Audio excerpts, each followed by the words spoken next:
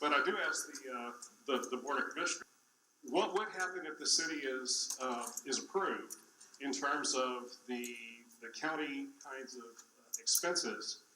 What of those might be dumped onto the city? Well, I'll take a shot at that.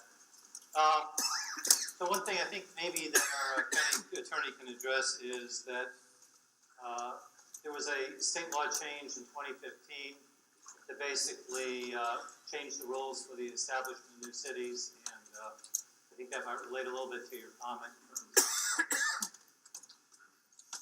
Sure, everybody can hear me. So that's correct. So Mr. Johnson is right. What that statute provides is that a new municipality will pick up those county roads that are within its jurisdictional boundary. The expectation is those county roads will therefore become owned and operated and maintained by the city. Of course, it also goes on to provide, unless the county and the city can work out a joint compromise for another method of ownership and operation, my expectation would be, and of course, sort of like what Mr. Perkins said when he was answering the question with respect to water and sewer infrastructure, some of this is unknown right now. The vote has not occurred yet, and we don't know what the city council would have in mind, but I've got to believe that the expectation would be is that Sharon Springs would look to Forsyth County to continue to provide ownership, maintenance, and operation of the roads pursuant to an intergovernmental agreement. An intergovernmental agreement simply being an agreement between, well, two governments.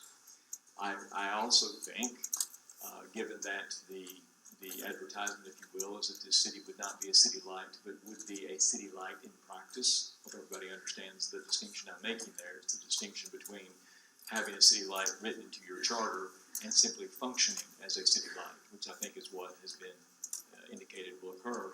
That most governmental services, except for the three, which I understand to be zoning and code enforcement and garbage, all of the other services, it would be the expectation would be provided by Forsyth County by way of a series of intergovernmental agreements that will allow the county to then provide municipalized services within the boundaries of Sharon Springs.